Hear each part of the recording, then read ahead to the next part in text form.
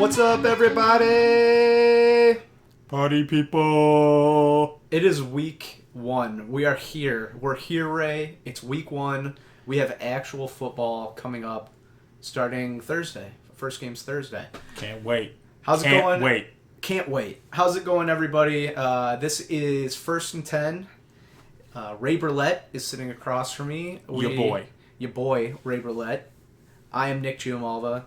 We are minus Brad Pearson again, and unfortunately have some news that he may be off the podcast for a little while. We've suspended him for Performance-enhancing drugs. yes, of course. Audi 5000. But Go. yeah, no, just kidding. So Brad recently took on a new job, and he's going to be going through a lot of training and things like that. Unfortunately, some of which happens on Tuesday nights. So he'll join us if he can. We're currently interviewing for new podcast hosts, so get your resumes in. I'm just kidding. That's not going to happen. It's just going to be me and Ray, so sorry about that. Nick and I are true ballers anyway, so it doesn't really matter. Yeah, we're always balling We're not out of control. You can follow us around if you want to. I mean, virtually. You can follow me at GMLVA15 on Twitter. GM as in Mary, L as in Larry, V as in Victor, A, 15. You can follow Ray now. Ray is on Twitter at First and 10 Ray. Very, Using numbers. yeah. First, the number 1, 10, the number 10, Ray. The number Ray. First and 10 Ray. Very, very creative there, Ray. Good one. You can follow the podcast itself, and that is at First and 10 Podcast on Twitter. You can also email us, firstand10podcast@gmail.com. So, on tap for you today, we of course are going to go over the news and the injuries that have happened within the last week, which is a lot. Within this last week, we had our cuts from each team, trimming the rosters down to 53. There were some surprising cuts. There was some movement around the league. We'll try and hit the fantasy relevant portions of that. And then, a couple of injuries to just highlight before going into week one. Nothing too crazy, but a few that you might want to know about. And then in the second part of the podcast, we're going to go through game by game. We're going to give you a pick to perform, a pick to underperform, and a sleeper from each game. And we'll kind of get into that, how we did it right before we kick off that segment. So for right now, we are going to jump into the injuries and the news. Ray, are you ready? Because the first part of this involves your Philadelphia Eagles. So what happened is that Teddy Bridgewater went down, knee injury, out for the year. Shaun Hill was their quarterback.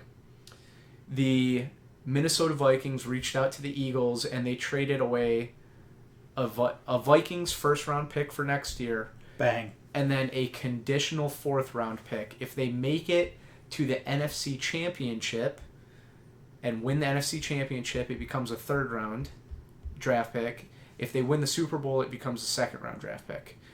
So they traded a first-rounder and a conditional fourth-rounder for your boy, Sam Bradford. So Sam Bradford is now a Minnesota Viking. He is still currently right now listed as number 2 on the depth chart. That's because he is, obviously he's still learning the playbook in Minnesota, which, how hard could that be? Handoff right, handoff left. Well, he is a sweep slow right, learner. Sweep left. When you got somebody like Adrian Peterson, there's not a lot to it. But what did you as an Eagle fan, number one, what did you think of the move? And number two, as far as fantasy relevance goes, we can take a look at what Minnesota now looks like, and then what your Eagles now look like. So I'm totally going to contradict myself here real quick, because as an Eagles fan, simply put, I was a little bummed. Because what that means is with Carson Wentz, we're basically writing off this year. We got veterans on the team who want to win now, and I believe if you're starting a rookie, your expectations are not even making the playoffs. If you make the playoffs wow, we had a great year. So I feel like the expectations for the teams are kind of a bummer. Look, I am thrilled we got a first-round pick for Sam Bradford because that's ridiculous for the Vikings to do. So I said I'm going to contradict myself because I'm not happy for the Vikings either. It's like a lose-lose situation for both teams. Sam Bradford has no fantasy impact going to the Vikings. I think he is a slow learner. I don't even think he picked up the Eagles' offense in the time that he was there. I think he barely was able to manage the Rams' defense after 4 years there.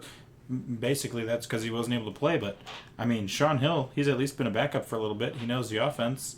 And as I was showing you before the podcast, the career stats of Shaun Hill versus Sam Bradford are literally equal. The two differences are, one, Sam Bradford has played about double the games, and Shaun Hill's played about 36. He started 36, and Bradford's at about 64. And then money, and that's just based on where Sam Bradford was drafted. But other than that, I mean, there's no fantasy impact. He's not going to come in and make, I don't think, in my opinion, he's not going to come in and make Diggs a relevant receiver. He's not going to change the running game of AP. He's going to be AP still. AP is, as we talked in our previous podcast, AP is AP. It doesn't matter if he has Brett Favre. It doesn't matter if he has Dante Culpepper. It doesn't matter, all these Christian Ponder. The list goes on and on. AP has been behind a million different quarterbacks, and he's been AP. So there's no fantasy impact for the Vikings for Sam Bradford coming. So I'm bummed. I'm bummed that it seems like it's kind of thrown in the towel for the Eagles, but we got a first round pick, so whatever. Yeah. We'll see what happens. All we can do is overachieve. I disagree a little bit on the Vikings. I feel like it pushes Stephon Diggs into a flex-worthy conversation. I mean, listen, he's not going to be your wide receiver 2, but if you need somebody, to jump in at the flex position, I think Stephon Diggs went from a guy who you could maybe flex based on matchups to a guy that you could draft or pick up off of waivers, and you could kind of hold them into that flex position if you needed somebody. And that all depends on league size and everything like that. So here's my problem with that. Bradford's not going to start week 1. If he starts week 2, he's going to know 50%, 60%, 70% of the playbook. He's going to, like Nick said, all the tosses and everything to AP. But when he gets going on a groove, isn't going to be till week 3 or 4. And by that time, he's probably going to have some sort of hammy injury or something that's slowing him down. I mean, that's just his record. He's an injury-prone quarterback. Sam Bradford will not be a starter in this league next year. And that's... I am saying that, giving him the benefit of the doubt of him starting all season. He's not going to be a starter next year. He will not be a starter. He's not that great. He's not even that good of a quarterback. He never has been. I don't know what his best season is, but it's not good. He's not going to be a starter next year. He has injury concerns. I don't think he'll even make it through the whole season. I mean, you can say that he's going to be good with Diggs, but that's just, he's got to get through so many hurdles just for Diggs to even, have a chance to be good. Yeah. I disagree with all the analysts saying that he's, now a valid flex receiver, because I don't see that ever come to fruition this season. Okay. We'll see kind of where he ends up at the end of the year. I mean, all he has to do, let's see, to be a flex receiver in a 12-team league, all you got to do is be, top 36? Something like that. So we'll see how it ends up. I also think, as far as Philadelphia goes, I think it's a little bit of a boost to Zach Ertz, because rookie quarterbacks tend to rely on tight ends a little bit more than their receivers for the first year. Zach Ertz has always been a player who had all the talent in the world. We think he's going to have a breakout year, and then he's just subpar. I think this could be the year that he kind of steps it up and gets more towards, a tight end 6 through 8 rather than a tight end 10 through 12. Yeah, I can't disagree with you there. Hopefully that's just the changing of the head coaching there that changes that. I don't know what the deal was, but we always had this perceived talented tight end in Philadelphia, and he was just never used to his potential in Chip Kelly's offense. He just never was. Doesn't matter who the quarterback was. And so I'm hoping that, even if Bradford were there, I hope that Doug Peterson sees the value in using Ertz. And, I mean, he saw the value in using Kelsey in Kansas City, so... Yeah, but he didn't really. And Kelsey had more catches than Ertz. I retweeted this to you earlier today.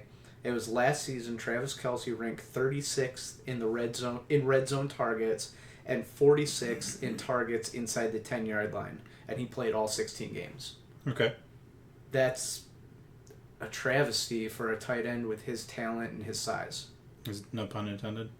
But no, I think Travis Kelsey was underused in Kansas City, but at the same time they had Alex Smith, who was a vet. He's a vet. No matter what you want to say about him being a game manager or whatever. And I'm just hoping that they don't underuse Ertz. And I feel like there's a less chance of them underusing him with a rookie quarterback. I agree.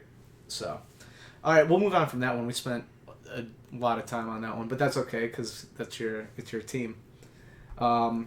So Justin Forsett for the Baltimore Ravens was cut by the Ravens. Or was he? Or was he? Yes, he was cut by the Ravens, and then he was re-signed once again by the Ravens. And it looks like he will still probably get some touches in Week 1. But it leads to the question of, because in order to cut him, that means he was available to every other team that was on waivers before Baltimore in the waiver order. And so that means, who knows how many teams passed on him, and the Ravens were able to re-sign him. But the Ravens were willing to take the chance that he could be signed by another team and drop him. And I think Kenneth Dixon is the future there. I think by middle to end of this year, he'll be the one carrying the most of the load. And I think in a dynasty or a keeper league, he's a good pickup. He's also, if you have an extra spot on your roster, he's a good stash. And I think up until the point where he's ready, I think Terrence West and Justin Forsett are going to split the carries. What are your thoughts? I agree. I mean, simple as that. I'm not high on either running back in Baltimore right now. I mean, I think Kenneth Dixon's the that's the future there. I guess. He's banged up for they're thinking about 4 weeks. You didn't make a strong case for him. Look, you said put him on your bench. Yeah, that's fine. That's all you're gonna do right now. I mean, you can't draft him. I mean, he'd be one of those guys that he's going to hang out on your bench for 4 weeks or until he's ready to play. So, I mean, it'd be if you're still drafting, which there are still some people drafting, he's a late round flyer. And if you get him, you probably want to get don't want to get Forsett, or I'm just not high on Forsett or West. I'm going to go out here, I guess. It's not even really on that far of a limb. I'm not high on Baltimore as a team. I just don't like them. I see them finishing last, and my sleeper pick, probably for several weeks, depending on what happens, is going to be Steve Smith. That's because he's coming off of a horrendous injury, but he's just proven time and time again that he's a beast, and he's. I don't even know who else you'd have. You might have Flacco as your quarterback, I guess, but yeah, I just can't see you having that much on that team. Yeah. All right, we'll move on from that. Kobe Fleener in New Orleans, tight end in New Orleans. It's been reported that he's having a little bit of trouble picking up the playbook down there.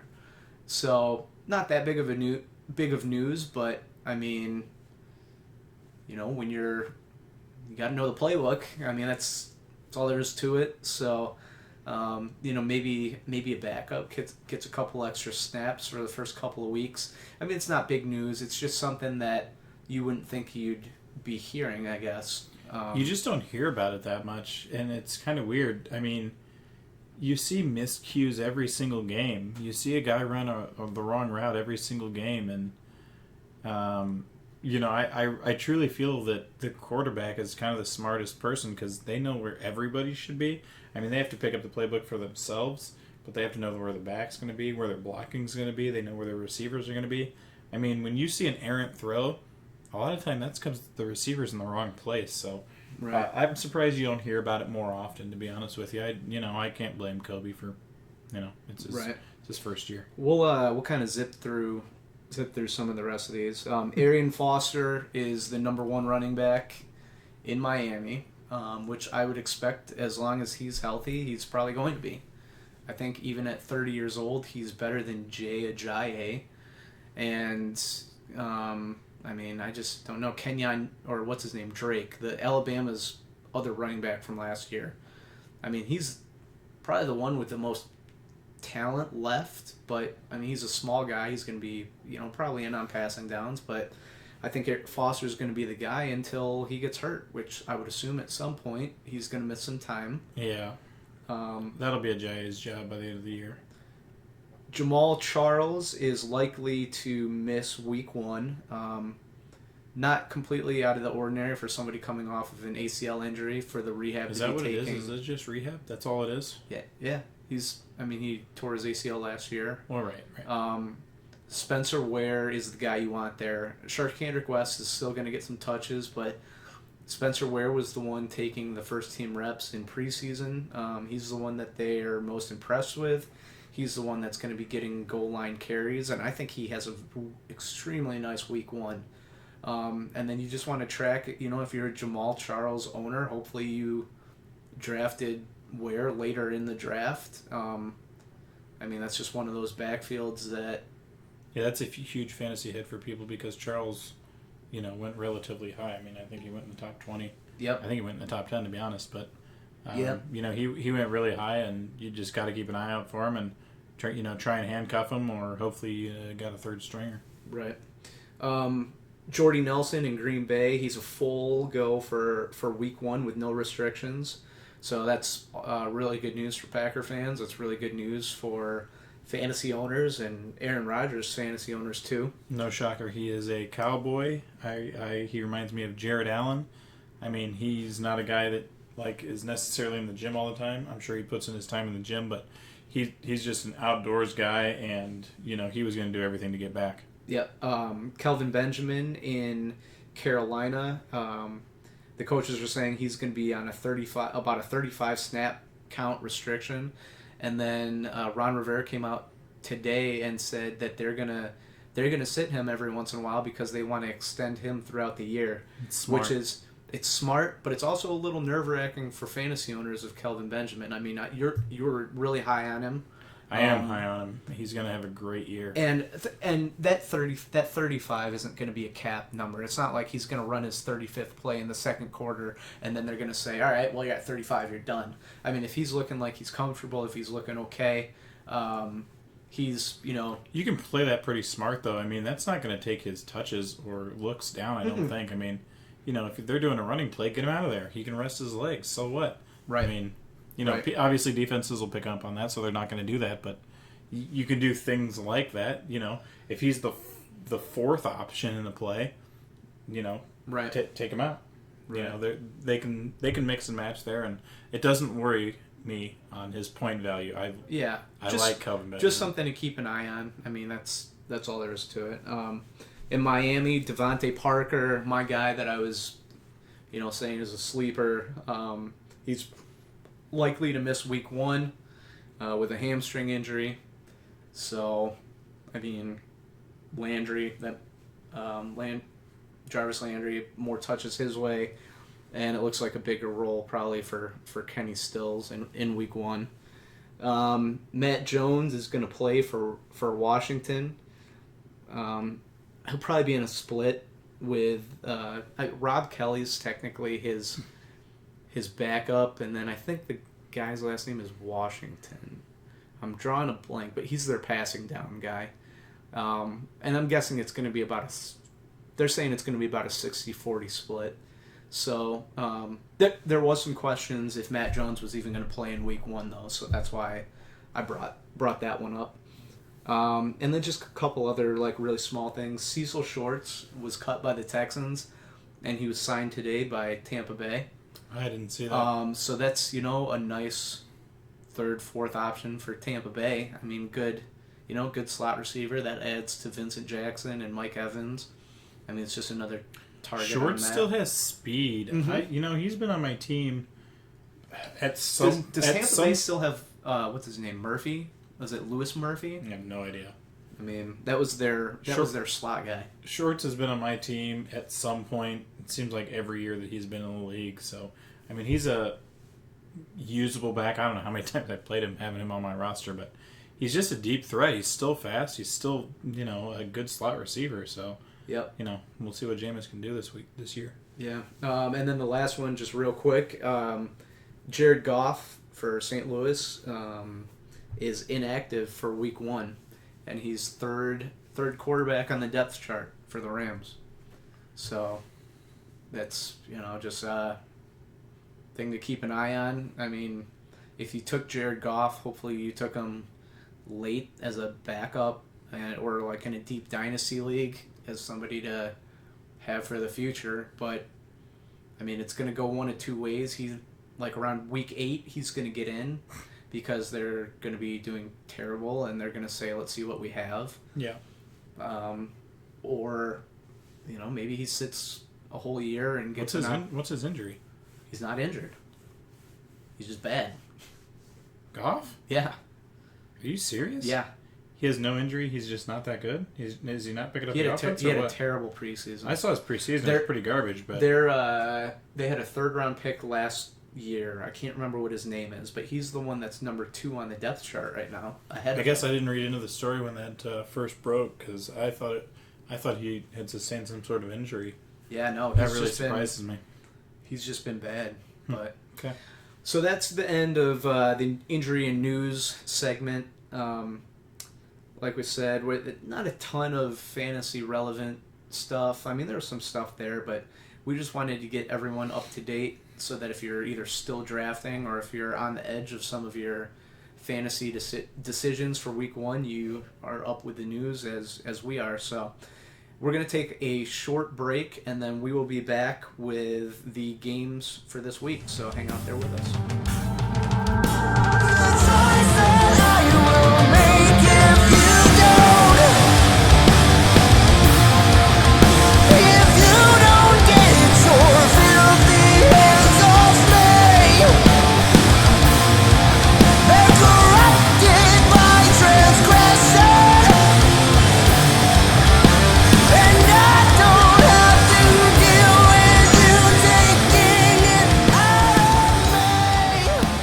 Welcome back.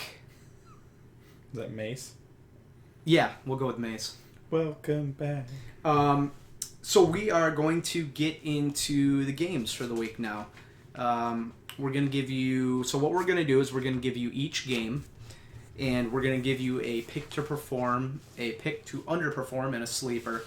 And then we're also going to give you our pick for the game. We're going to collect Brad's picks for who is going to win the game, and we're going to track those again like we did last year. That was a fun little thing that we did last year.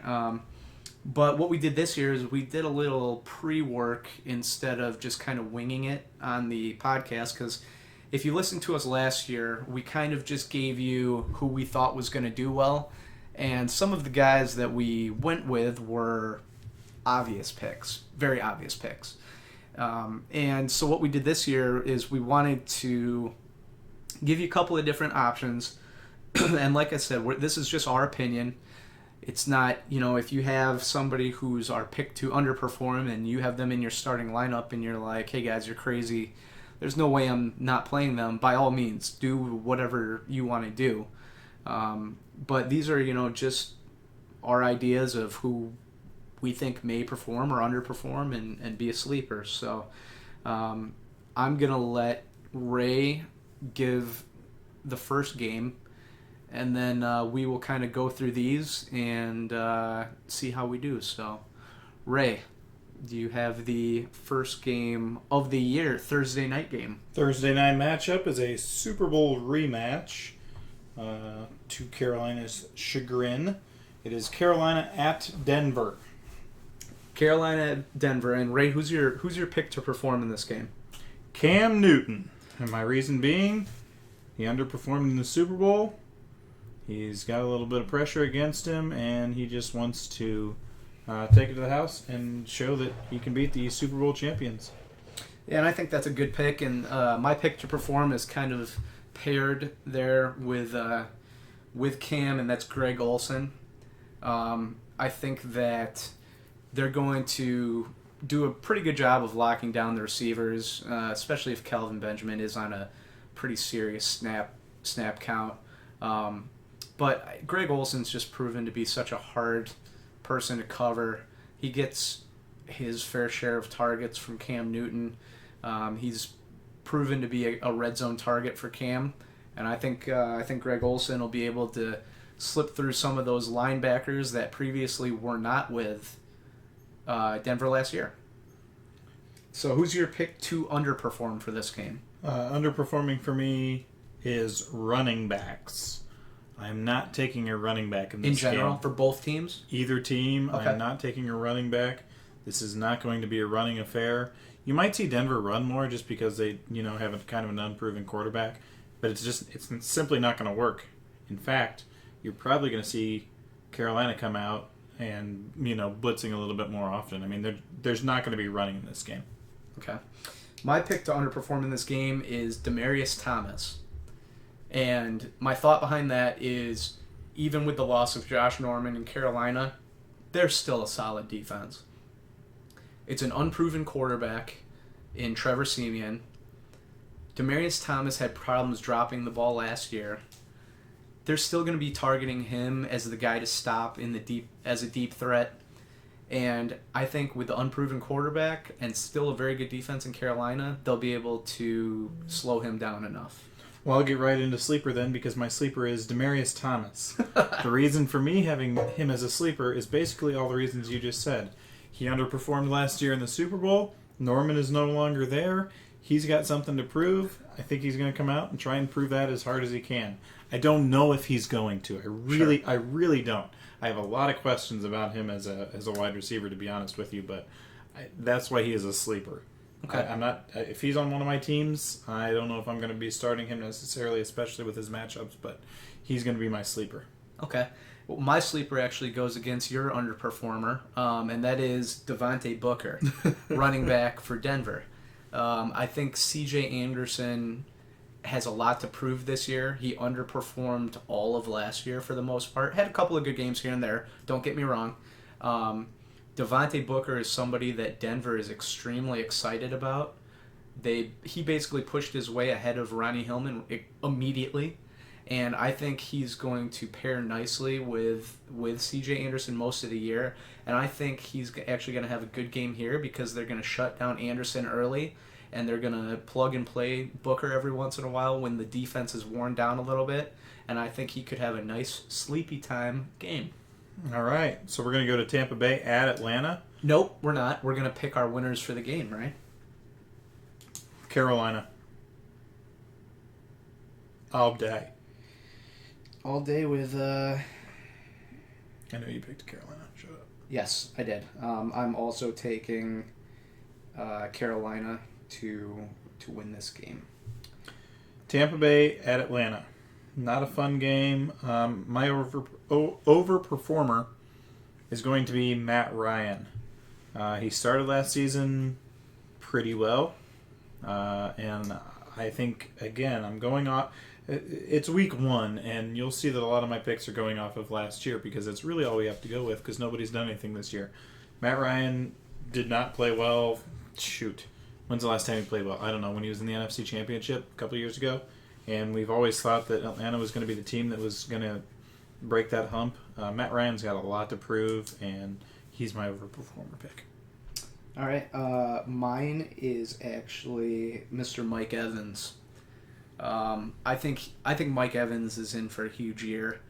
I don't think that Atlanta did a ton with their defense. I think they're going to still be one of the poorer defenses in the league. I think that he's going to be a matchup nightmare, and I think he could have 5 red zone targets this game and end up with 130 yards and 2 touchdowns. So my pick to perform is Mike Evans. So my underperformer, and this is the only time I do this all week, so don't hate me for this. My underperformer is Matt Ryan. Now I know I just picked him as my overperformer, but I'm just not. It's so weird. It's like it's a rookie quarterback. I have no idea what he's going to do. He is either going to have a great game because he's back to the point where he has a lot to prove, or he's going to have a horrid game. And I don't know what it's going to be. So it's not a great defense. Are you saying stay away from Matt Ryan in fantasy for this week then? I really am, because odds are you probably have a higher tier quarterback than him, and you might be stashing him on his bench. And I would pick him to underperform more than overperform. So yes, that's what I'm saying. Keep him on your bench because he's either going to have a monster week, which is going to be a fluke if he does, or he's more likely than not going to underperform because that's kind of in his wheelhouse. Okay. My pick to underperform in this game is Doug Martin. And my thinking here is both of these teams' defenses are terrible. I think it could turn into a real shootout. And in passing down situations, Charles Sims is the guy that Tampa Bay likes to go to. Don't get me wrong, Doug Martin is still going to probably get his touches, especially early on in the game. But I don't see him having an extended role. And I could see Tampa Bay getting up huge in this game and just saying, we're going to not run Doug Martin into the ground this first game of the year. So I think Doug Martin he's my pick to underperform in this game. This is a really tough fantasy game. I don't think you should necessarily be playing anybody. I mean, honestly, Doug Martin's probably... who else would you be playing? Devontae Freeman? I mean, I guess we haven't really talked about him other than in previous podcasts, but this is a tough game for fantasy players all around. And with that said, my sleeper is Doug Martin. And again, my reason being is I have never liked Doug Martin. But he's coming off of his first full year healthy, and he's going to try and parlay that into a great season. I don't know what that's going to look like, but as you said, these are two pretty atrocious defenses, and I think Doug Martin is a very low sleeper pick. I mean, he's a pretty low level sleeper. There's good sleepers and bad sleepers, and he's a bad sleeper, but he's the one guy out of this crappy game that I could possibly see coming out. Okay. And as you can see, this year is a little different, that we're picking some of the same players and giving each giving a reason behind why we think they're going to do what they do. So, just hopefully you listen to what we say and it helps you kind of think things through for yourself. Tweet me at First and 10 Ray. Yeah, or me. Well, just tweet the podcast at First and 10 Podcast. So my sleeper pick in this game is actually Tevin Coleman, the running back for Atlanta, opposite Devontae Freeman. I think that he had a down year last year due to some injuries. Devontae Freeman was the number one overall running back in fantasy last year. But I don't think that was Atlanta's plan at the beginning of the year. I think the plan at the beginning of the year, until Coleman got hurt, was that Coleman was going to be the lead back and Devontae Freeman was going to be the guy that gets, a few more touches. But then when Freeman comes out and does what he does, there's no way you're going to pull him off the field. I think that both of those guys are going to get their touches this game. And I think that Tevin Coleman could prove to be an okay fantasy play here and there this year, and I think he could be your sleeper in this game. So, Ray, who do you got winning this game? Tampa Bay Buccaneers at the Atlanta Falcons. I'm going to take Atlanta. Okay. Biggest reason for me is Tampa Bay hasn't proven they could beat Atlanta the last few years. Atlanta's at home. I mean, that's really it. Okay. I'm taking Tampa Bay. I think they have... they're going to have a hot offense this year. They're going to score a lot of points. It could come down to a shootout. I think that Tampa Bay just has a few more offensive weapons than Atlanta. Yeah, you know what? I'm kind of an idiot when I'm thinking back to what I said about how this is a terrible fantasy game. If you have It's an amazing fantasy game. If you have Julio Jones, you're playing Julio Jones. Oh yeah, absolutely. He's going to get his catches, he's going to get his yards, but you're playing Julio every week. That he's healthy. doesn't really matter. Yeah. All right, let's move along. Buffalo at Baltimore. So my overperformer is going to be LaShawn McCoy. Again, I think he still has something to prove in Buffalo. He had an okay year last year. He had some injury weeks, I'm not sure where he was on yardage. I assume he was right around 1,000. But I don't like Baltimore this year. You're going to see that theme going on as the weeks go by. I don't think they're going to rack up many wins, but it's as simple as that. I like LaShawn McCoy as my overperformer. I think he's the best player on the team that's going to win. Yeah, and I don't disagree with that. My pick to perform is Kamar Aiken, Baltimore receiver, and I think that in the last 5-6 weeks after Steve Smith got hurt, he was so consistent, and he was actually, he could slide into a wide receiver 3 in a fantasy lineup or a flex play, and he was doing a good job. And I think going forward on this Baltimore team, he's going to be the guy that gets, the majority of the looks. Obviously, Steve Smith's still going to get his looks, but outside of those two, who do they have in the passing game? There's basically nobody. So my pick to perform for this game is Kamar Aiken, and he actually could have gone as a sleeper also, but I have a different sleeper for this game. My underperform is Sammy Watkins. A lot of people are pretty high on him. I don't love his quarterback, to be honest with you. He's going to get his touches. I just don't think he's going to be able to get anything long. And he has that ability, but I don't think Baltimore is going to let them get past him. He may end up with 7 catches for 70 yards, but it's not going to be anything crazy. It's not going to be anything outstanding, overwhelming, anything like that. So Sammy Watkins, he's my underperformer. Okay. My underperformer is Charles Clay, tight end for the Bills, and Baltimore's always very tough against tight ends. Their linebackers usually do a great job of covering the middle of the field if they're not in a blitz situation up the middle. Their safeties are always hard nosed, and I just think it's going to be very tough for Charles Clay to get going in this game. And he's been a very he's a sleeper for a lot of people this year. He's been a guy throughout the years that people have said has the potential to do, possibly be a top 6 tight end, but I just don't think this is the game that he does it. So he's my pick to underperform. So my sleeper pick is Steve Smith. It's pretty simple. The guy's proven himself time and time again. He missed all of last year. He's old. I have no idea what he has.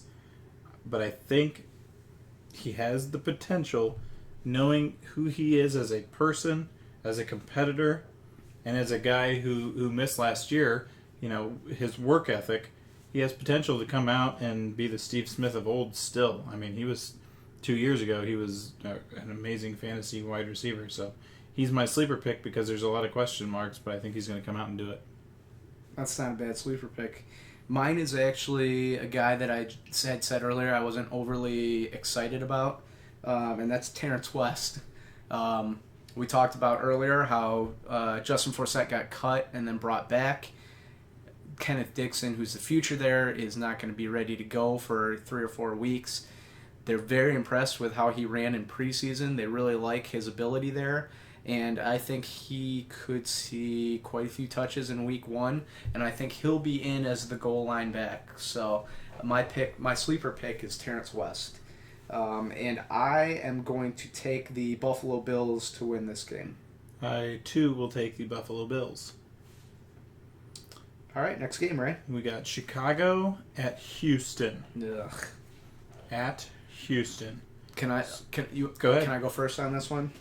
So my pick to perform is a guy that I said could end up outside of the top 10, and that's DeAndre Hopkins. So here's the deal: the Bears have no healthy defensive backs. This is a guy that's shredded the NFL the last year and a half, and he's going to be Brock Osweiler's number one read. And with the secondary that the Bears have, I think he's just gonna he's gonna have a big game. He could have 8 catches, 140 yards, and a touchdown or two. I think that kind of game's not unrealistic for him. So DeAndre Hopkins, my player to perform. So mostly for the same reasons, the Bears defense kind of being Swiss cheese. I'm going to take Lamar Miller. Mm-hmm. He might be more of a sleeper pick at this point, but I'm going to take him to overperform. I think he's going to overperform what you think he'll do versus Chicago. I think he's going to come out and he's going to be good. He's going to be one of the best running backs that Houston's ever seen. Yeah, and I don't disagree with that. I actually don't think he's sleepy enough to even put him at a sleeper. I mean, there's very high expectations for him this year. Wait till you hear my sleeper then. Okay. So my player to underperform is Jeremy Langford, running back for the Bears. Houston's defense last year started off absolutely terrible. And then the second half of the year, they picked it up. They showed the defense that they were supposed to be at the beginning of the year. I think they come out this year and show that second half defense right away. I think their linebackers and their defensive line are always solid. And I think they're really going to be able to focus in on the run. Jeremy Langford is going to get the first touches for the Bears. And I think he could be in for a real rough game. And I think they may try and force the Bears to throw. So Jeremy Langford is my pick to underperform this week. I can't disagree with you because I'm going to do this again. I haven't done it. I didn't do it much on this section, but my underperformer is the Bears offense. I don't like any of them. I don't like their running game. I don't like Langford. I don't think Alshon Jeffrey is...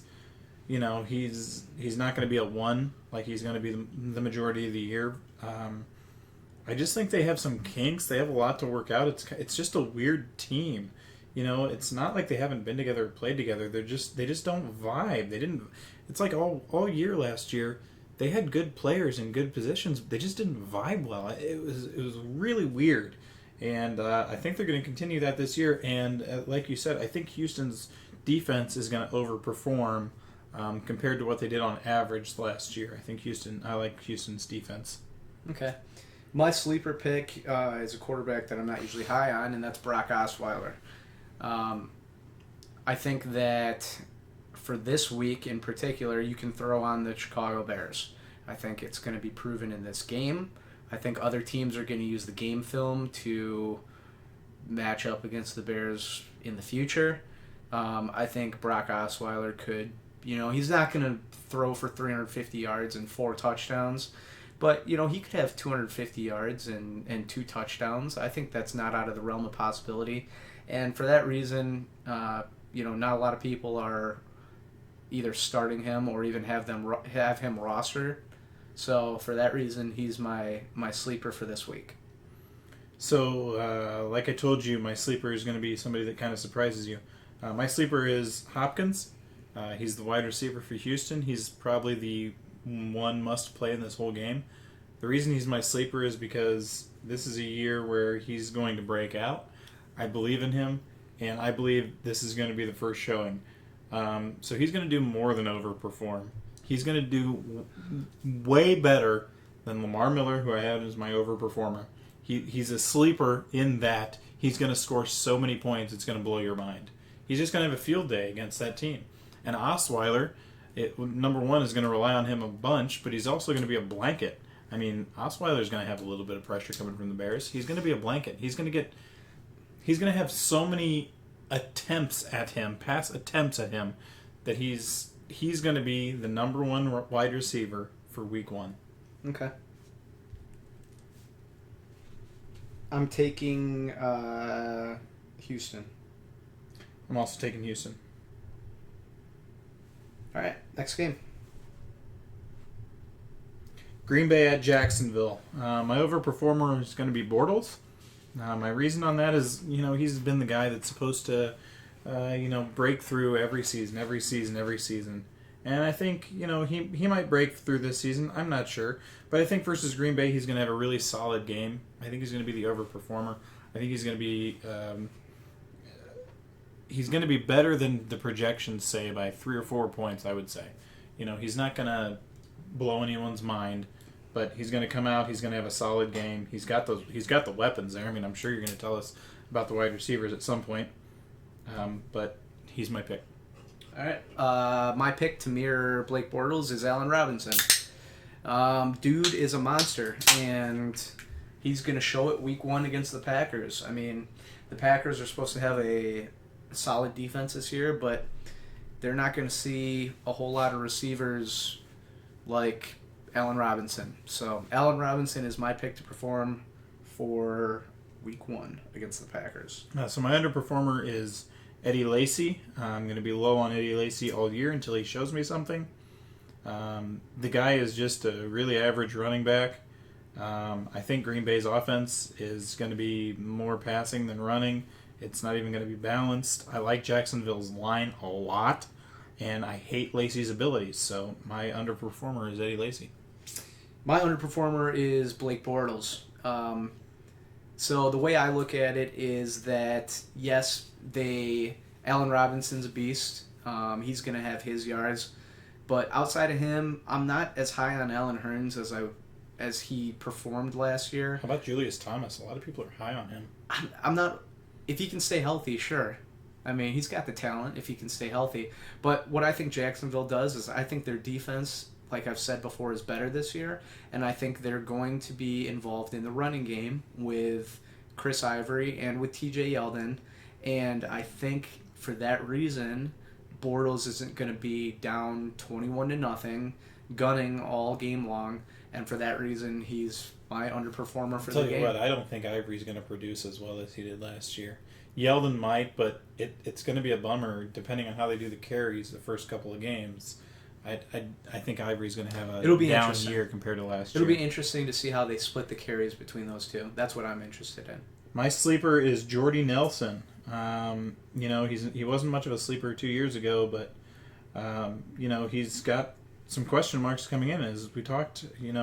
The guy's got the work ethic, and I think he's going to perform really well. I think he's going to be the number 1 receiver for Green Bay at least in week 1, and he's my sleeper pick.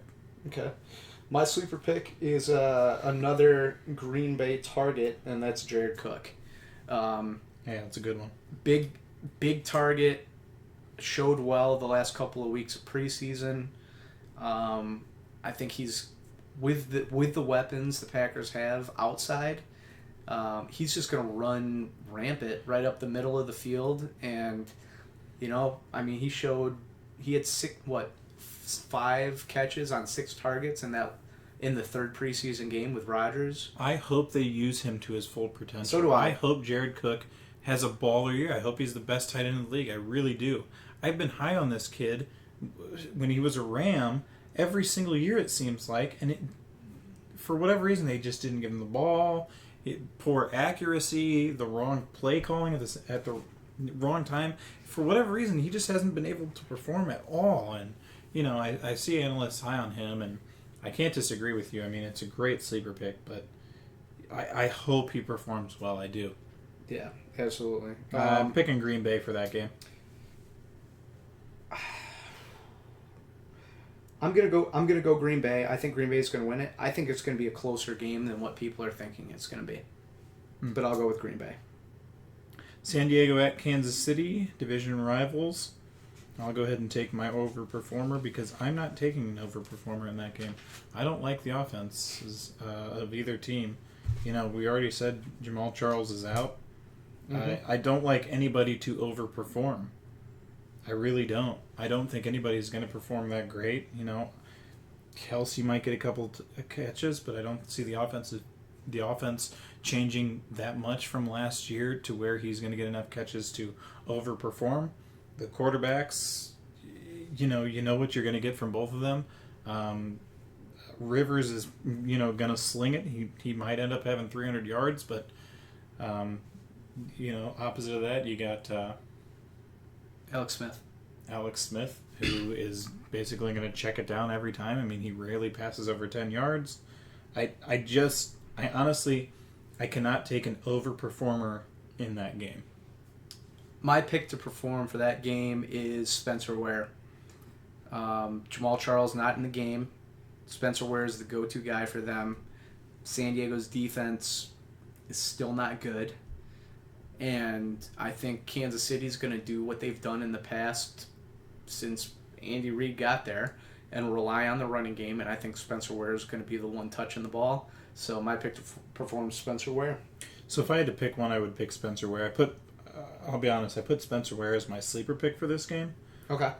Basically for the reasons that you just picked, or you just said. So if you want to go through your sleeper real quick. I'll do my sleeper, and this is maybe the sleepiest sleeper that I took.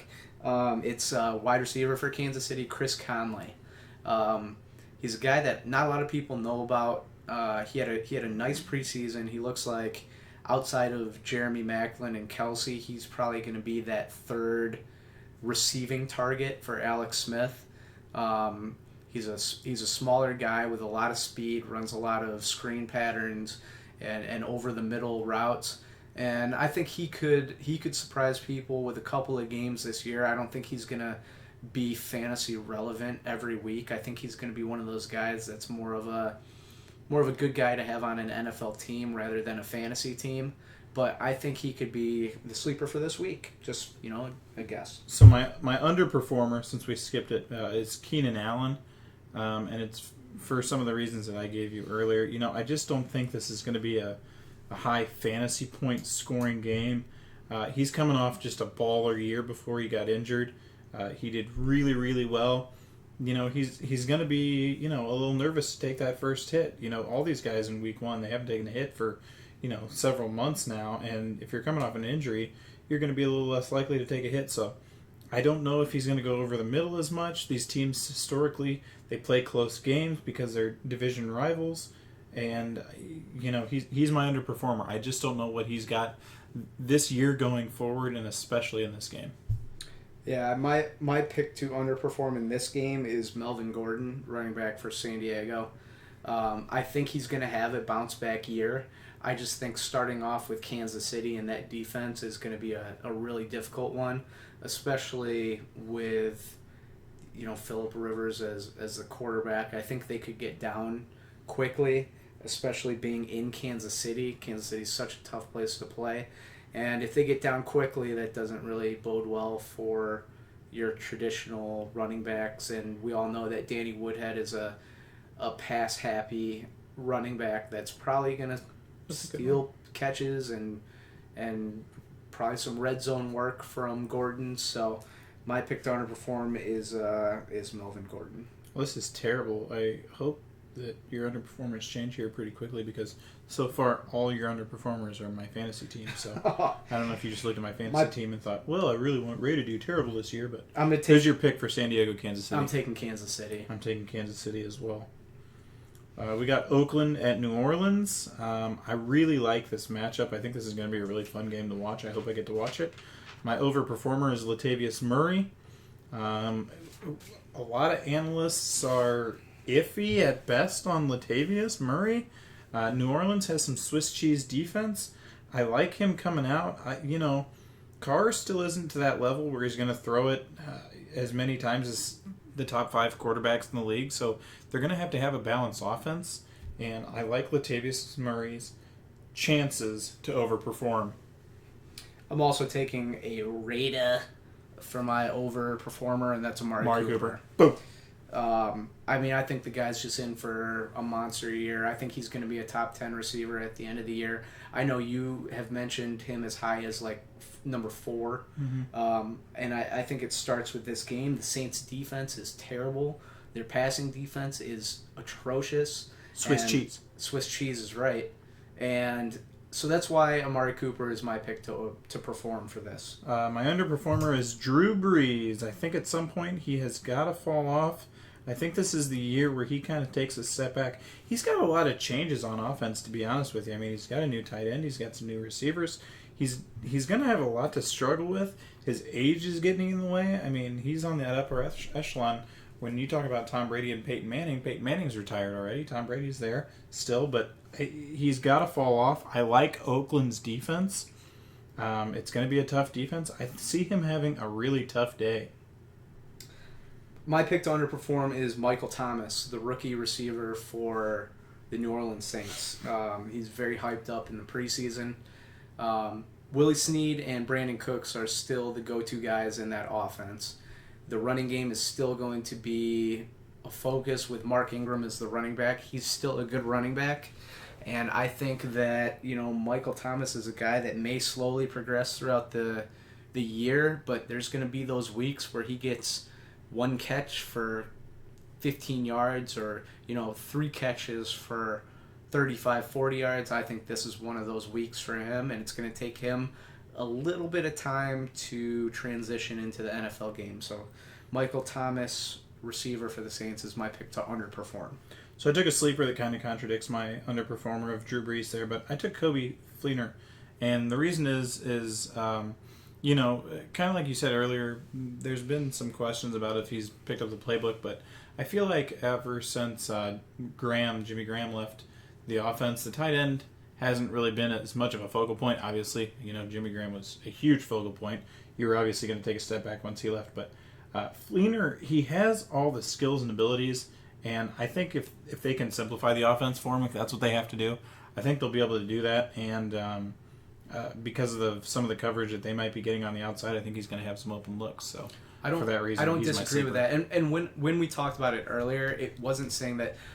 Listen, Kobe Fleener in our previous podcast was my guy that was ranked top 10 that I thought would finish outside of the top 10. Did you take Kobe Fleener as a sleeper personally? I did not, no. So my sleeper for this game, I'm just saying that I don't disagree with Fleener as a sleeper. I still think he has a very good opportunity to be a solid tight end. My sleeper for this game, and it kind of contradicts your player to perform, is DeAndre Washington, running back for the Raiders. I know you're low on Latavius Murray. I'm not, though. I hope he performs because he's on one of my fantasy teams. I took him hoping that he would have a good year. But DeAndre Washington showed really well in the preseason. He's still listed as the running back 3 on the depth chart, which I'm a little confused by. But he's going to get his touches in each game unless Latavius Murray is just going off. Mm-hmm. And I think that with the amount of offense that you could see in this game, he could be, a sleeper pick that gets in, especially around the goal line area, and maybe catches a touchdown pass or, runs one in off of a zone read or something like that. So DeAndre Washington's my pick to be a sleeper. I have Oakland to win. You have Oakland to win, and I'm also going to go with Oakland to win. I kind of like Oakland this year. I think they could finish the year around the 10-6 range. We got Cincinnati at the New York Jets. My overperformer is going to be Matt Forte. The reason for that is because, there's not too many. There's no superstar on either one of these teams, but I see Forte as having something to prove again. He's going to be a little bit refreshed. He hasn't been talked positively necessarily by all the analysts this offseason, in my opinion. I mean, he's kind of been a question mark, and I see him coming out versus Cincinnati's defense and overperforming. So my pick to perform for this game is Eric Decker. I think that the Bengals defense is still solid, and I think they're going to key in on Brandon Marshall. I think they're going to key in on the running game, knowing that they like Forte and Bilal Powell in the backfield. And I think Eric Decker the guy just catches balls. He catches 5 to 7 balls every game. He'll sprinkle in a touchdown. I bet he finishes the year with 8 touchdowns. His yards after the catch are really good, too. Yes, they are. And so I think that Eric Decker, because of the fact that people are going to still try and focus in on Brandon Marshall this year, I think Eric Decker is going to see a lot of targets, a lot of catches, and he's my pick to perform for this game. So my underperform is Cincinnati's offense. I don't like Cincinnati's offense this year. AJ Green's a must play. I see Andy Dalton taking a bit of a step back. He's been somewhat inconsistent. You could argue that all day, but I don't like their running game versus the Jets' defense. So my underperformance is going to be the Cincinnati offense. I don't think their starting quarterback, their starting wide receiver, their starting one wide receiver, I guess, and their starting running backs are going to perform up to expectations of what they're projected. Okay. My pick to underperform kind of mirrors that. It's Jeremy Hill.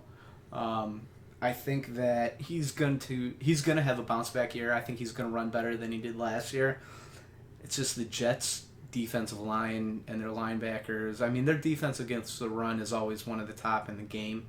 I think Jeremy Hill's going to have something to prove, so he could have a good game. But in my opinion, this could be another one that actually turns into it's either going to be a good defensive game or it's going to be a shootout. I don't think there's going to be an in-between. And if it turns into a shootout, you're going to see a lot more Giovanni Bernard. Mm-hmm. And, I just think Jeremy Hill for this week is my pick to underperform. So going along with your overperformer, I'm going to take Ryan Fitzpatrick as my sleeper pick. I don't like picking quarterbacks in this segment, period, but I kind of like... I like his offense, to be honest. So I think Forte's going to overperform. You think Eric Decker is going to overperform? I mean, where does that leave their quarterback that just finally signed? I would think if I were him, I would still have something to prove. I mean, it took forever for them to even sign him. I mean, he's got a chip on his shoulder. He's going to go out there. He's got Marshall, who historically falls off on the third year. I mean, he's got a lot of things to prove internally and externally, both for himself. So my sleeper pick is Ryan Fitzpatrick, being a top 8 quarterback this week. Okay. My sleeper pick for this game is Tyler Boyd, and he's a rookie receiver for Cincinnati. So Cincinnati doesn't have a lot of options in the passing game outside of AJ Green. Tyler Boyd played really well in preseason, and I think that, he's a guy that, is he going to put up huge numbers? Probably not, but he's a guy that's going to be targeted from week to week, and, he's my pick as a sleepy man in this game. With all the talk we did about the Jets, I'm taking Cincinnati to win.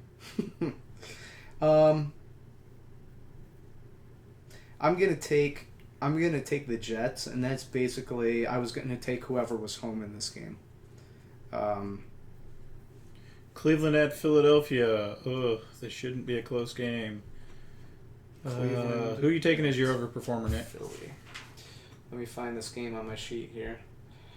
So for Cleveland at Philly, my overperformer is your boy Zach Ertz. I think with the announcement of Carson Wentz starting, he's going to focus in on tight ends like rookies usually do. Zach Ertz has already been tabbed as somebody that has that talent. I think fantasy points wise, Brent Selleck has more fantasy points preseason than Zach Ertz. Oh, that's probably true. How is that possible? Let's get rid of Brent Selleck, would we? Jeez. He's always been a solid tight end. He's just good at catching and blocking. And the blocking only comes from experience. He wasn't great at blocking when he was in his first, second, third year, but good grief. I wish we'd get rid of him or play both of them at the same time. Yep, so Zach Ertz is my pick to perform for this game. My overperformer is Ryan Matthews. Philadelphia has not had a great running back, fantasy-wise, in the last few years, probably since Brian Westbrook. I apologize. But I think this is, it's a coming out party for him. He hasn't been the starting running back for, maybe it was only last year.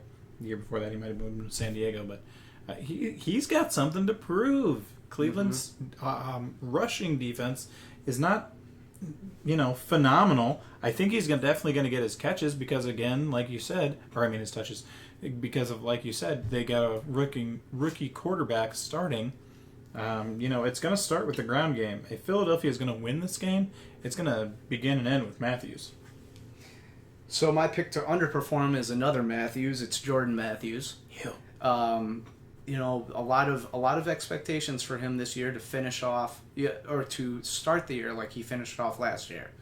And I think with, like we said, with a rookie quarterback, he's going to be the receiver that's targeted just because he is the go-to receiver. And for that reason, I think that Cleveland's defense is going to be able to key in on him, hold him to an average game or a little bit below, and that's why he's my pick to underperform. It's tough with a speed receiver and a rookie quarterback because a speed receiver generally isn't going to get the ball until 10 or 15 yards down the field. And if you have a rookie quarterback, they're usually not passing it that far down the field. They are going to the check down, they're going to the tight end, or they're going to the running back. So it makes it really hard. So I can't disagree with that at all. My underperformer is going to be Coleman. A lot of people have been high on him for Cleveland. And I think Philadelphia's receivers and safeties are good enough to contain him. Okay. My sleeper pick for this game is a stretch that some people have on there that's been drafted, some don't. That's Terrell Pryor, receiver for Cleveland. Listen, Josh Gordon's not back yet. The number one red zone threat is Gary Barnidge. I think people are going to key in on Gary Barnidge, and with Terrell Pryor at 6'4" with some decent weight, I think he's going to be a red zone target for RG3 until Gordon gets back and can free up some of that coverage on Barnidge. And so I think Terrell Pryor could have a nice sleepy game.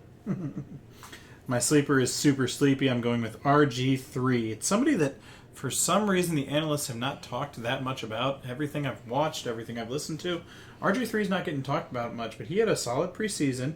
He's coming in. He has something to prove. I've been through it with all my picks so far because I have nothing else to go on week one.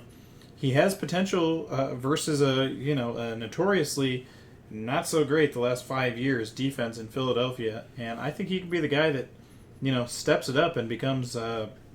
Again, I'm going to say along the lines of Ryan Fitzpatrick, he could be a top 8 quarterback this week. Sure. Philadelphia, Cleveland. Who do you think's going to win? I'm going to take Cleveland. Wow. That bums me out. I'm taking Philadelphia pretty much only because they're home. And I don't know that they're any younger than Cleveland, to be honest with you. I mean, we got a rookie quarterback, but RG3 hasn't started a game in a while either. So yeah, we'll take a little break real quick, and then we'll get back to the rest of these games. We don't have a ton left to go, but we're going to take a small break because I actually have to use the lavatory. Too much information for the listeners. Laboratory. Hopefully there's some beakers in there. We'll be right back.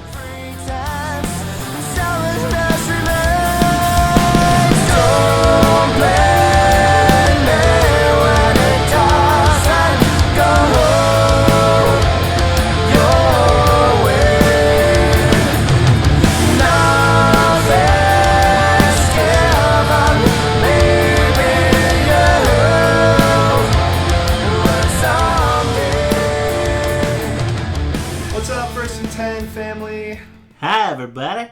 We're back. We're going to get through the rest of these games now. Obviously, the podcast is running a little bit longer than usual. By a little bit, I mean quite a bit. But we're going to keep going through the games. We're having fun with this, so we'll get to it right now. So, Ray, what's our next game that we have? Minnesota at Tennessee. Okay. My pick to perform here is going to be probably the most obvious pick to perform I've had yet. Maybe. Adrian Peterson. So, like we've mentioned before, it doesn't matter what quarterback he has, what's going on around him. The guy is an animal. Tennessee Titans defense is going to be a little bit improved over last year, but still not a great defense. And I think he's going to run and run and run and run. And that's Adrian Peterson's my pick to perform. Good pick. That's funny. We just take a break and we talk about how we haven't had any picks the same. My overperformer is AP for the same reasons that you just listed. Okay, perfect. That was an easy one. My pick to underperform is actually Marcus Mariota. And so there's a lot of hype this year going for Mariota. I think he's going to have a nice year. The Vikings defense is very, very good. And I think that they're going to rely a lot this first game on the running game between Murray and Derrick Henry. And they're going to pass when they need to, and the passing, hopefully it'll open up for him. But my pick to underperform compared to how he's probably going to do the rest of this year, Marcus Mariota. Oh, my underperform for this week, along with some of the other weeks, are Tennessee running backs. I do not like Tennessee running backs going versus Minnesota's defense for that reason. I believe Tennessee running backs are going to underperform. Also, they are going to play a 2 or 3-headed monster, and again, I don't like their matchup. So my sleeper pick is Sean Hill. Sean Hill. He's a starting quarterback for the Minnesota Vikings. He is a deep sleeper. I am in no way recommending that you would ever start him this week, but I believe that if you look at the rankings of quarterbacks after week 1, I think Sean Hill will be in the top half, and it will probably surprise some people, but I believe he is a perfectly capable quarterback, and maybe more of a team manager with AP there, but my sleeper pick is Sean Hill. Okay. My sleeper pick is Andre Johnson, a guy that has been a little bit forgotten about. Some people may not even know he's on Tennessee, but he had a very nice preseason. He had a immediate connection with Mariota, and I think that when the passing lanes do open up, if they open up, it's going to be... he's going to get some targets, especially in the red zone. So my sleeper is Andre Johnson.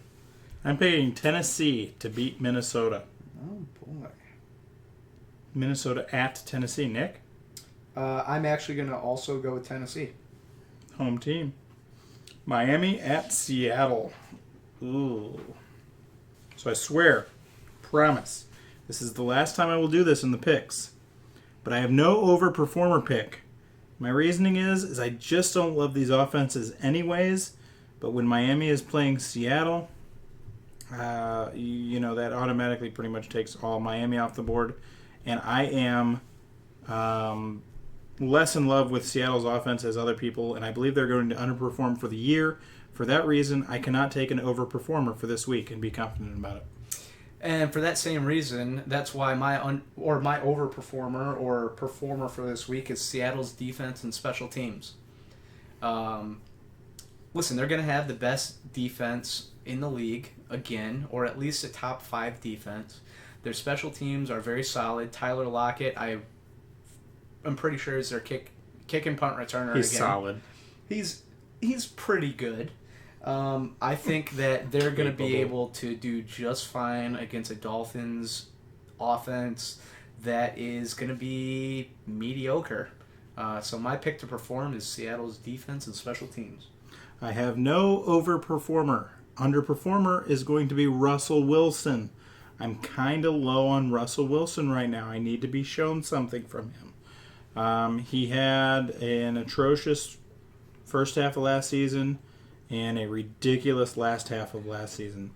Until he shows me something, I'm just not on the Russell Wilson bandwagon. Their offensive line, as we've stated, is pretty terrible. We'll see what he could do versus Miami. If there's a team where he can perform against, it's probably going to be Miami. Miami is just not a great football team, in my opinion. But Russell Wilson is going to be my underperformer. I don't see him getting the points that he's projected. I'm going to kind of echo that statement, and my underperformer is Thomas Rawls. He missed almost all of preseason. The offensive line is shaky, and I think that Christine Michael could and will outtouch Thomas Rawls in week 1.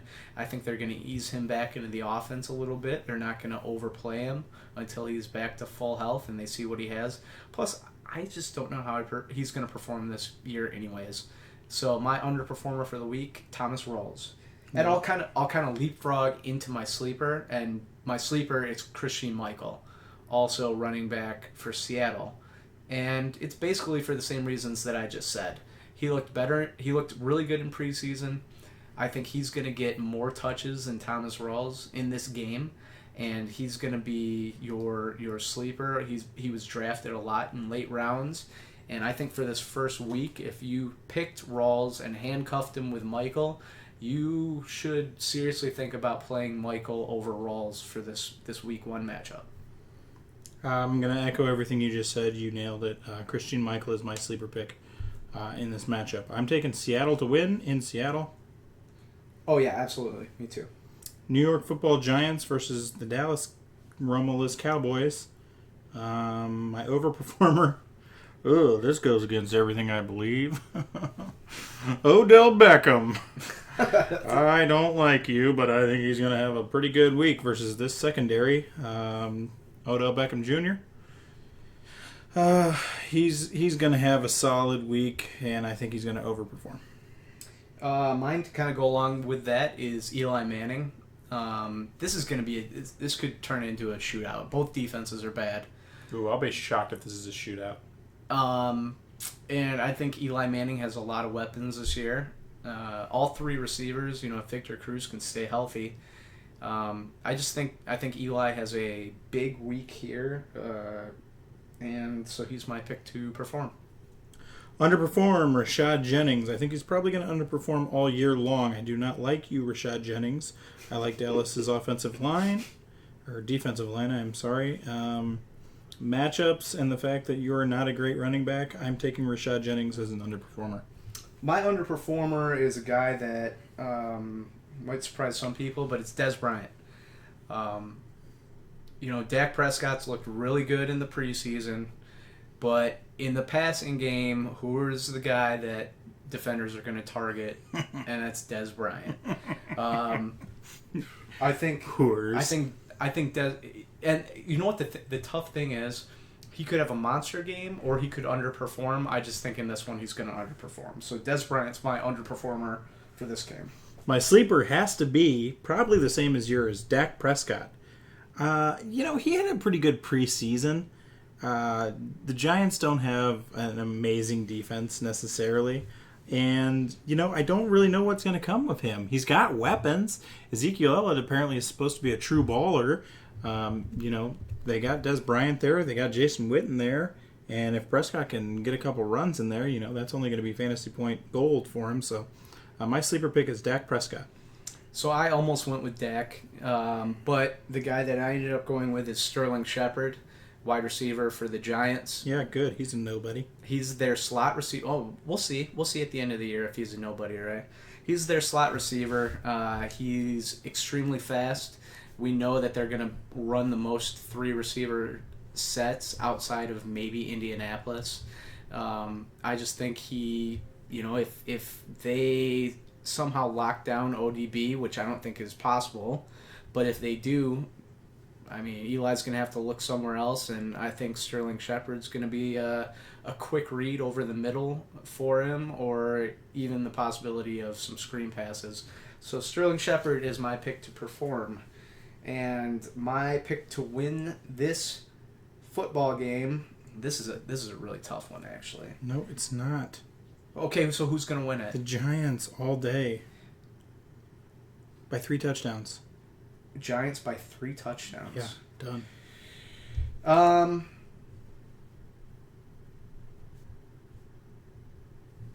Just to spite you, I'm going to go with Dallas.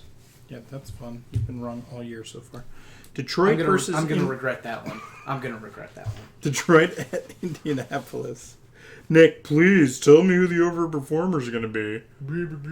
My overperformer for this game is Marvin Jones, wide receiver for the Lions. And him and Stafford already have a rapport in the preseason. They looked really good together. Stafford says he absolutely loves him. He's done really well in the red zone with Cincinnati. And I think that Marvin Jones is going to be my pick to perform. I think he's going to have a nice game. I'm echoing Marvin Jones as an overperformer. My underperformer, however, is going to be T.Y. Hilton. I'm off on Indianapolis, and I said this in previous podcasts, until Andrew Luck can show me something. I literally think he is just like a jello man. He's going to have to come out and show me some arm strength, some accuracy, something, because he was just, atrocious last year. And actually in the preseason, he hasn't been that good.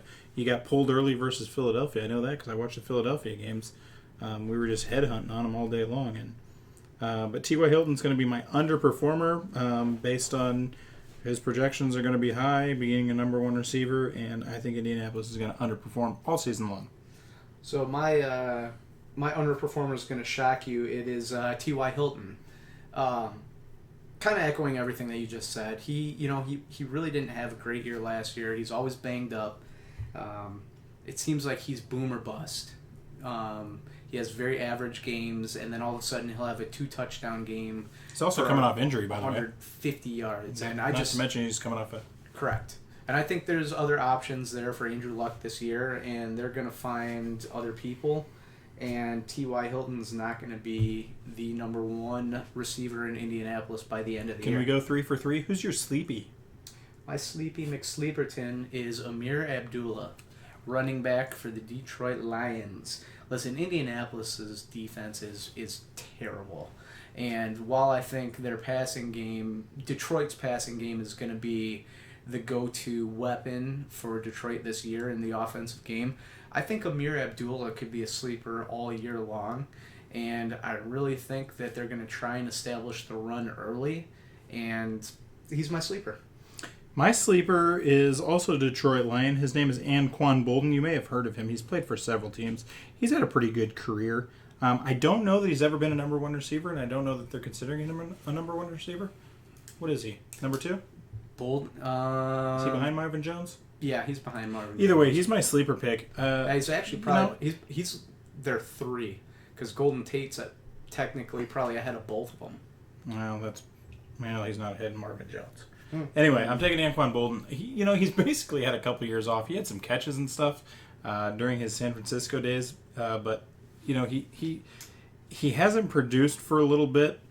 I love Detroit's offense. I hate Indianapolis's defense. I think this is a game where Anquan Bolden can, come out and show his legs, hands, speed, quickness, brains of the past. He's my sleeper pick. Detroit, Indianapolis. Nick. Detroit. Okay. New England at Arizona. It's a fun little game we got. Nick, who's your overperformer? My player to perform is one David Johnson, running back for the Arizona Cardinals. I think he proved at the end of last year that he is the running back of the future in Arizona. We all know how dangerous that passing game can be. And for that reason, I think they're going to try and mix up the run and the pass as much as possible. Dave Johnson is also somebody that can be used in the passing game. So I think David Johnson has a nice game at home against a Patriots defense that is still looking for defensive backs on the waiver wire. So it seems really weird to say overperformer Rob Gronkowski, but I think he's going to overperform. I don't know what his projections look like. I think they'd obviously be a little higher if Tom Brady were there, but Gronkowski I think is going to overperform. Look, he's got a quarterback who is young. I don't know that he's ever started a game. He's going to be looking down to some sort of safety blanket at some point. Gronk is healthy as far as I know for week 1. Doesn't always happen. Week 1, I guess he's healthy, but he's not the healthiest guy in the world. And, I just think he's going to overperform this week. So my pick to underperform kind of goes along with Gronk, and that's Martellus Bennett. I think I'm high on him this year. I think Marty B could have a really nice year. I mean, he's... What about Martellus Rex? Martosaurus Rex. I seriously think he's going to have a nice year.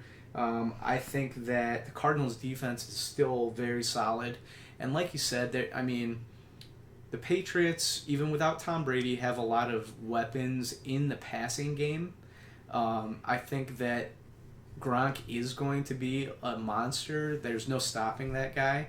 And so what they're going to have to try and do is they're going to have to try and stop one of the 2 tight ends. And the one they're going to be able to key in on and have a little bit more success stopping is Martellus Bennett, so that's why he's my player to underperform. It'll be really interesting, all this Gronk talk. There's like 5 Gronkowskis in the league this year. It'll be interesting to see if there's more than one next year. I mean, they're not necessarily starters, but they're like, oh, should we try and see if they can play? Because Rob Gronkowski's been a freak of nature. My underperformer is Larry Fitzgerald. He's getting older. He had a great playoff run, but he didn't have a great season last year. I Yes, he did. He didn't have a great season last year, and I'm okay with New England's secondary and safeties. I think he's going to take a major step back this year.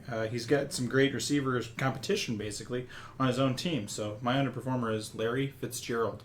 Okay, my sleeper, Sleepy McSleeperton, is James White, running back for New England Patriots. Very solid PPR play. He's their receiving down back. That's your sleeper pick? Yeah, I think it's going to be a shootout. I think they're going to have to go with a little more James White and a little less LeGarrette Blount, or whoever is their actual running back. I think that James White is going to have a nice game, and that is my sleeper pick. My sleeper pick is also James White. New England, Arizona. I'm going to go Arizona. I'm taking Arizona too. And I probably wouldn't if Tom Brady were there, but he's not there, so I'm taking Arizona. A big difference. All right, next game. Monday night, game uno. Pittsburgh versus Washington. The only game you should watch this night. Correct. So my pick to perform, this is kind of another obvious one, Antonio Brown. I mean, he's just... I also took Antonio Brown to overperform, so why don't you go ahead and tell me the reasons that I took him, Nick? Okay. So you took Antonio Brown to overperform because the Steelers' passing game just is not impressive outside of Antonio Brown. And so we've already seen that you can put a safety and a corner on Antonio Brown, and he's still going to catch 8 passes for 120 yards and a touchdown. He's, at this point, one of maybe 3 or 4 receivers that are basically unstoppable. And their receiver core got worse this year. Yes, it did. And they're going to continue to feed him the ball because when they're in passing downs and when they still don't have Latavius Murray, it's going to be Antonio Brown and him alone. Although, spoiler alert, my sleeper may also be a Steelers receiver. Latavius Murray. What did you say about Latavius Murray? What? You said Latavius Murray in No, there? I didn't. Yeah, well, we'll replay that. Okay. So that's my overperformer too, as I said. My underperformer is Le'Veon Bell. I like Washington's defense. He's also suspended for the game and not playing. Yeah, so he's probably not going to do that. That's a great underperformed pick, right? How long is he gone? How long is he out? 3 weeks. For what? He did not show up to a drug test. And so he originally got suspended for 4 weeks. It got knocked down to 3 weeks. All right, so my pick is going to be Williams. D'Angelo Williams? Yeah, that's the Williams. I have to assume he's going to be the starting running back for Pittsburgh, and I don't like the matchup of Pittsburgh's running backs versus Washington's defense. Also, Roethlisberger is going to have to be checking it because I think Washington's going to take a lead in this game. I guess I just have more reasons for him to underperform. Williams is just getting old. He did okay last year. He did pretty good the year before, but he's just going to keep going downhill. So Pittsburgh didn't do much to improve defensively and offensively. I don't like Pittsburgh this year. I don't like Pittsburgh and Baltimore, 2 teams that are historically pretty good. I don't like either one of them, so I guess I'm going to take Le'Veon Bell because he's not playing. So my UP, my underperformer, Matt Jones, running back, Washington Redskins, Booby Miles, running back.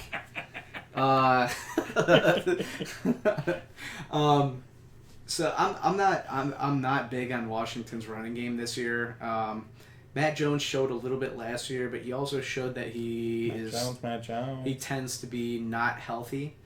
I think with the word that came out that he's going to be splitting time with Rob Kelly and whoever else is in the backfield, I think this would be a good time to sit Matt Jones, as not only is he going to be splitting carries, but I don't think he's going to be at 100%. So Matt Jones is my underperformer. My sleeper pick is, like I said, I'm not high on St. Louis. Steelers wide receivers, but my sleeper pick is Sammy Coates, the third receiver. I'm not a big fan of Jesse James, the tight end. I'm not a big fan of Marcus Wheaton, the other receiver in Pittsburgh. If they do happen to get some good coverage on Antonio Brown, Ben's going to have to go somewhere else, and I think it's going to be Sammy Coates. They force-fed him in preseason, and he is my pick to sleep through the game. My sleeper pick is Deshaun Jackson because he's really fast and he's really good and he's got a good quarterback. Throw it to him, and Pittsburgh's defense isn't as good as Deshaun Jackson, so he's my sleeper pick. So really quick, I'd like to talk about New England and Arizona because I made a comment about Fitzgerald. Uh-huh. And wow, was I wrong. He had more receptions last year than he's ever had before. So he had a pretty baller year. He's my underperformer, and he's going to stay my underperformer because he's still 33 years old. And I don't think he's going to perform at some point, but my goodness, I was wrong on something. It's like the first time it's ever happened in podcast history, but don't tell your friends. Nick, who do you think is going to win? Pittsburgh, Washington. Well, at first I'd like to say I'm glad I was able to call you out correctly on being wrong on something. I feel like I've one in a row. I've achieved something in week 1 that will probably not be achieved again for a very long time. My pick, and this is Bumming me out. a tough one. I don't really like It's not a tough one. Pittsburgh is horrendous. Dude. I'm taking Washington. They're at home. They're a better team. Nick, who are you going to take? I'll go Washington also. Oh, shocker. L.A. Rams. The Los Angeles Rams. This is the worst versus game. the San Francisco Football 49ers. How this got to Monday night is just, it's beyond me. I think everybody has to play in a Monday night or Sunday night game, correct? So they're like, well, we'll get two of the worst teams out of the way. Well, they should have picked this game in like week 11 for a Sunday night game. This is ridiculous. Opening Monday night. All right, well, my pick to perform is obvious. Overperform, Nick. My pick to perform / overperform. I've been saying pick to perform this whole time. I know you haven't. You've been wrong the whole time. It's Todd Gurley. Okay. I don't really need to say anything else. The offense has no other options other than him. They can stack the box. He's got enough talent to get through an awful 49ers defense. Todd Gurley's my pick to overperform. My overperformer is Carlos Hyde. Carlos Hyde. He's the running back for the San Francisco Football 49ers. Again, the offense, not sure at quarterback. Really not for sure at wide receiver or tight end on that team. That's a tough team to take any fantasy picks. Carlos Hyde, I think, is going to overperform. So my pick to underperform is Carlos Hyde, running back for the San Francisco 49er football team. For all of those reasons, the Rams are going to stack the box and they're going to force him to run. And he is not quite as good as one Todd Gurley. I'm real quick going to have you read my underperformer. Oh, okay. Just read it out loud for the podcast. It's Todd Gurley. My underperformer is Todd Gurley for the reasons that you just said. So much hype on him. He overperformed all of last year. He's in a new city. He's going to be playing away from that city in San Francisco. Todd Gurley, while he's going to get the feeds because he's got no quarterback behind him, he's going to underperform. I will bet you one, probably not crisp, George Washington. You got that? It's a $1 bill. Okay. I'll bet you $1. What's the bet? That Todd Gurley has more fantasy points in our league of record that we're both in than Carlos Hyde. Okay, $1. All right. My sleeper pick is you go 1, first, 2, 3. Vance Torrey McDonald. Smith. Correct. I took Torrey Smith for the first time in his life. He is a number 1 wide receiver. They have nobody else to throw it to. They barely have someone to run, although he's my overperformer, Carlos Hyde. He is going to overperform all year, and this is, I don't agree with analysts as much as Nick does because, well, I think for myself generally. But Torrey Smith, he's going to overperform this year. He's my sleeper pick. Okay. And I see him having a good game versus not a great defense anymore. They've gotten rid of some of their weapons. They've in the past had a good defense, but I like Torrey Smith as my sleeper. I like Vance McDonald, tight end for the San Francisco 49ers. I just don't think there's a lot on that offense. A lot of people are sleeping on Vance McDonald. I think he Shocker. will have a nice game, and probably I bet he gets into the end zone once. Shocker, how, Ray? All right. L.A. versus San Francisco. Who are you picking? It's gonna be a tie. It probably will end in a At tie. 0-0. 0-0. I will go. I'm gonna go with the 49ers. I also took the 49ers. All right. Well, that's going to do it for the podcast, guys. It's a long one, so... So many week one bets, or at least comments that I have written down. I have 5. Yeah, I think... So we'll see what happens. We'll do something different in the future. We may do a separate news and injury podcast, or we may speed that up in the future. But we appreciate anybody that hung out with us this long. Once again, you can follow us on Twitter individually at First and 10 Ray. That's number 1 and 10. So at First and 10 Ray, you can follow me at GMLVA15. And then you can follow the podcast at First and 10 Podcast on Twitter. And you can email us. That's First and 10 Podcast at gmail.com. We thank Static Signal, our music, for the podcast, as always. And you can find them on iTunes and Twitter. Their album is Transient. We will see you guys next week for week 2. And you guys have a great night and a great weekend. Enjoy the first weekend of football because I know we will. It's week 1, guys. It's going to be crazy. It's going to be nuts. So we'll talk to you guys next week. Love you. Wonder